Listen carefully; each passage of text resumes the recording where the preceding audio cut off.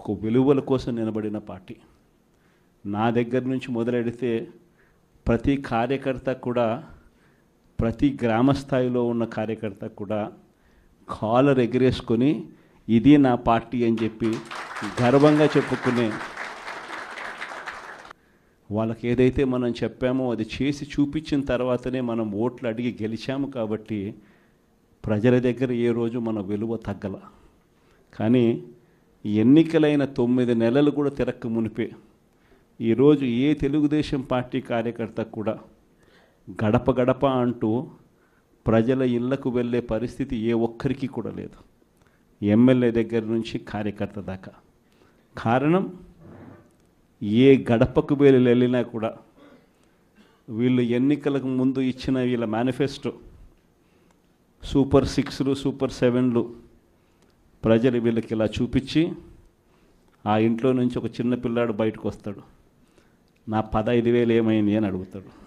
ఆ ఇంట్లో నుంచి 2 పిల్లలున్నా 3 పిల్లలున్నా ప్రతి పిల్లాడు బయటకు వచ్చి ఆ తెలుగుదేశం పార్టీ ఇంటికి వచ్చిన తెలుగుదేశం పార్టీ నాయకుడిని కార్యకర్తను ఆ పిల్లాడు కూడా ప్రశ్నిస్తాడు, నా 15,000 ఏమైంది అని. వీళ్ళింటికి పోయినప్పుడు ఆ పిల్లల తల్లులు ప్రశ్నిస్తారు, నా 18,000 ఏమైంది అని చెప్పి. 50 ఏళ్ళు నిండిన వాళ్ళు వచ్చి ప్రశ్నిస్తారు, నాకు 50 ఏళ్ళకే పెన్షన్ ఇస్తానన్నా నా 48,000 ఏమైంది అని చెప్పి. అదే ఇంట్లో 20 ఏళ్ళ పిల్లోడు, ఆ పిల్లాడు వచ్చి ప్రశ్నిస్తాడు, నాకు నెలలైనా 3,000 ఇస్తానన్నా 36,000 ఏమైంది, నా 36,000 ఏమైంది అని. అదే ఇంట్లో బహుశా విజయవాడలో కొంచెం రైతులు తక్కువేమో కానీ కొంచెం గ్రామీణ ప్రాంతాలకు పోతే రైతులు కూడా కండువా వేసుకొని వచ్చే ప్రతి రైతు కూడా నా 20,000 సంగతి ఏమైంది అని అడుగుతాడు.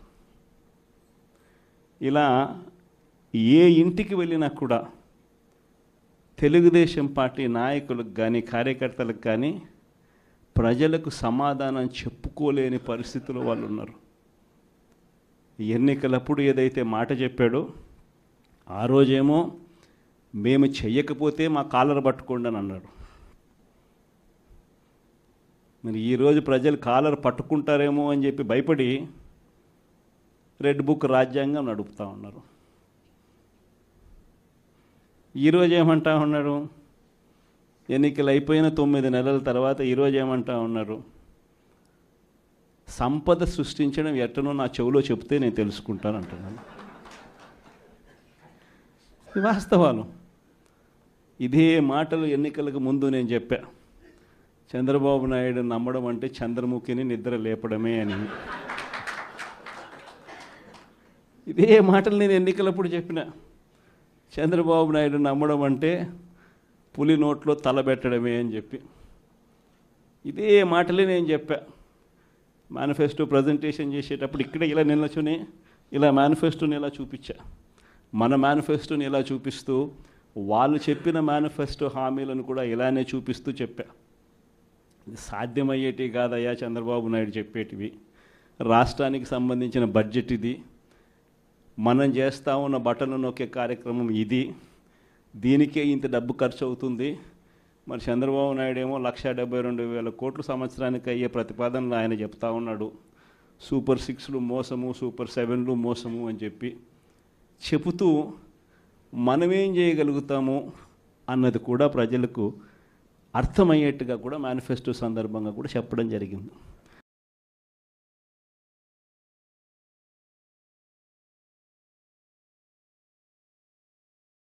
ఈ రోజుకి కూడా నేను చెప్తా ఉన్నా, ఓడిపోయాం పర్వాలా, ప్రతిపక్షంలో కూర్చొని ఉండం అది పర్వాలా, మళ్ళీ రీలు వెనక్కి తిరిగి మళ్ళీ అదే రోజుకు మళ్ళీ తిరిగి వెళ్ళి కనీసం ఇలా జరుగుతుందని తెలుసు కదా ఇప్పుడు ఎలా చెప్తావు అని చెప్తే మళ్ళీ ఆ రోజు వచ్చినప్పుడు ఇదే విధంగానే మళ్ళీ చెప్తా.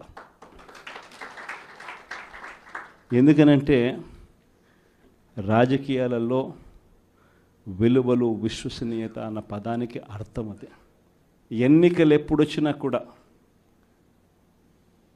అదే విలువలు, అదే విశ్వసనీయత అన్న ఒకే ఒక్క పదం మీద మళ్ళీ వైఎస్ఆర్సీపీ మళ్ళీ అఖండ మెజారిటీతో మళ్ళీ గవర్నమెంట్.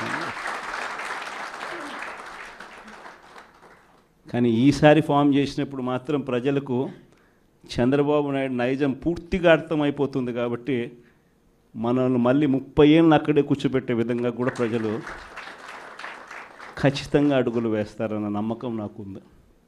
ఎందుకంటే ఈరోజు ఒకవైపున ఇచ్చిన హామీలన్నీ కూడా పక్కకి వెళ్ళిపోవడం అన్నది ఒక ఆస్పెక్ట్ అయితే, రెండో ఆస్పెక్ట్ ఏమిటి అని అంటే ప్రతి వ్యవస్థ నిర్వీర్యమైపోయింది. కేవలం చంద్రబాబు నాయుడు గారి ప్రభుత్వం రాక మునుపు మన ప్రభుత్వం ఉండేది. మళ్ళీ మన ప్రభుత్వంలో ఎలా ప్రతిదీ కూడా ఎలా పగడ్బందీగా ఎలా జరిగింది, చంద్రబాబు నాయుడు ఎందుకు చేయలేకపోతున్నాడు, ఈ చర్చ ప్రతి ఇంట్లోనూ కూడా జరుగుతూ ఉంది. ప్రతి పథకము కూడా ట్రాన్స్పరెంట్గా పారదర్శకంగా ప్రతి ఇంటికి చేర్చే పరిస్థితి నుంచి ఈరోజు అన్ని కొలాప్స్. కేవలం 9 నెలలు. ఒకవైపున వ్యవస్థలన్నీ కొలాప్స్, మరోవైపున ఏది చూసినా స్కామే. ఏ గ్రామంలో చూసినా బెల్ట్ షాపులు. ఎమ్మెల్యే దగ్గరుండి ఆక్షన్ పాడిస్తూ ఉన్నాడు. 2 లక్షల 3 లక్షల నీ ఇష్టం. ఆ 2 లక్షలు కట్టడానికి పోలీసులు సపోర్ట్ చేస్తారు, దగ్గరుండి మద్యం అమ్మేట్టుగా. ఎంఆర్పి రేటుకు వాళ్ళు కొనుక్కుంటారు, ఎంఆర్పి రేటు ప్లస్ వీళ్ళ ప్రాఫిట్ వేసుకొని వాళ్ళు అమ్ముతారు. ఏ గ్రామంలో చూసినా కూడా ఏ బంకులో కూడా ఈరోజు మద్యమే కనిపిస్తూ ఉంది. మొట్టమొదటిసారిగా గవర్నమెంట్ నడుపుతా ఉన్న మద్యం షాపులను తీసేసి ప్రైవేట్ వాళ్ళని తీసుకొచ్చేసినారు. ఇసుక ఎక్కడ పడితే అక్కడ డబల్ ద రేటుకి అమ్ముతూ ఉన్నారు. ప్రతి నియోజకవర్గంలోని పేకాట క్లబ్బులు ఎక్కడ పడితే అక్కడ కనిపిస్తూ ఉన్నాయి.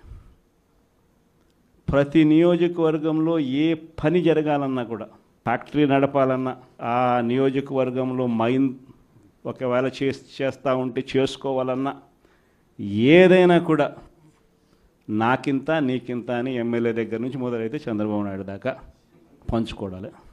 ఇవన్నీ కూడా ఏ స్థాయిలో జరుగుతూ ఉన్నాయనంటే, నిజంగా ఈరోజు వైఎస్ఆర్సీపీ పార్టీ కానీ వైఎస్ఆర్సీపీ ఎమ్మెల్యేలు కానీ ఈరోజు నిజంగా చాలా మంచోళ్ళ కింద కనిపిస్తూ ఉన్నారు ప్రజలకు. ఆ స్థాయిలో కేవలం 9 నెలల కాలంలోనే ఇంత దారుణంగా పడిపోయినాయి. ఇవన్నీ కూడా ఎందుకు నేను చెప్తా ఉన్నాను అని అంటే, ఈరోజు కష్టాలు అనేటివి వస్తాయి.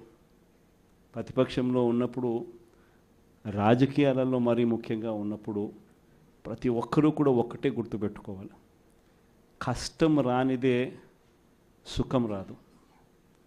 ప్రతి మనిషి జీవితంలో కూడా కష్టాలు సుఖాలు అనేది పార్ట్ అండ్ పార్సల్.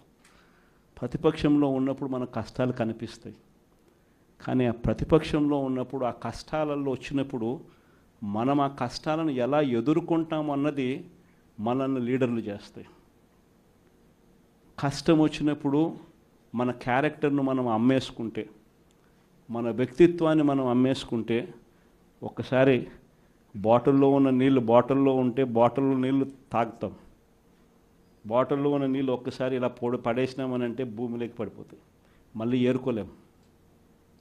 క్యారెక్టర్ కూడా అలాంటిదే. ఒక్కసారి విడిచిపెట్టేసినాము అని అంటే మళ్ళీ దాన్ని ఏరుకోలేం. ప్రజల్లో చులకనవుతాం, ప్రజల్లో పలచనవుతాం. ఇది ప్రతి ఒక్కరూ కూడా గుర్తుపెట్టుకోండి. కష్టాలు అన్నటివి ఎల్లకాలం ఉండవు. ఎవరికి ఏ కష్టం వచ్చినా కూడా నా కథ గుర్తు తెచ్చు.